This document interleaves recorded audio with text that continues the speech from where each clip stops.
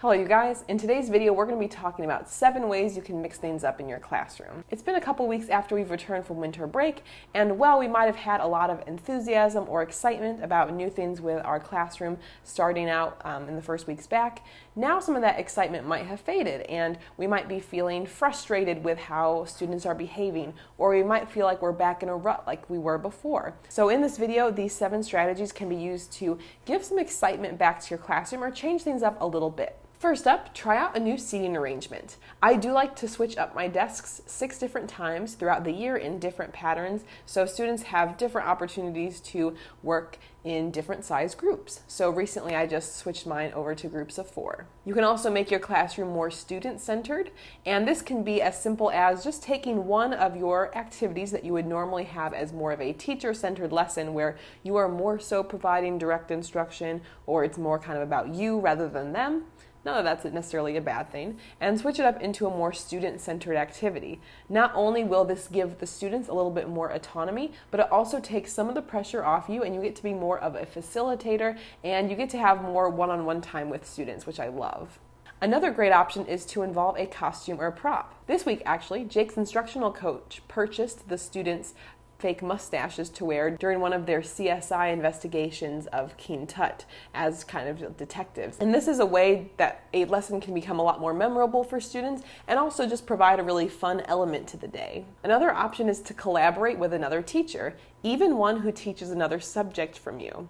Sometimes we get stuck in our own routines, and talking ideas through with another teacher can give us some fresh inspiration or ideas. So I'd encourage you to see if you've got a teacher at school that you can talk to. I know I have actually been in talks with our ELA teacher on my team. She's one of my closest friends at school, and we will hopefully be doing some sort of collaboration at some time this year. Another option to mix things up is to incorporate a more creative game or project. Oftentimes, if I'm trying to come up with an engaging lesson, I think about what the topic is that I want to address and then figure out a way that I can make it more interactive and either focus on some sort of skill if I'm doing a creative project, or if it can be enhanced with a game. There are so many different games, both digitally as well as more so paper versions, that you can create or find that will make your unit a lot more fun. And I do find that students love playing games, even if it's something simple like a Kahoot or a Quizlet Live. Another way to mix things up in your classroom is to drop an activity that you don't like.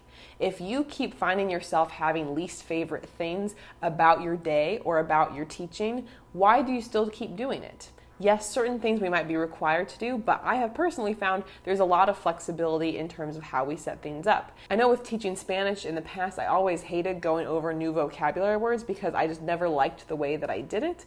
But since I have implemented more of a grid method, it makes the whole process a lot more positive, and overall, I'm a lot happier.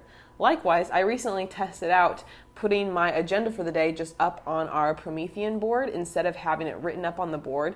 And it's a simple thing, but it saves me like 2 minutes every morning from writing it up on the board. It just is so easy, and I'm already making a positive difference. So see if there's those kind of things that you can improve. Lastly, try to talk to students that you don't know as well or that you don't talk to as much. Even though it can kind of be overwhelming with the number of students we have, even just spending a minute or two here and there talking to a student that you don't normally talk to and building that relationship can be so meaningful.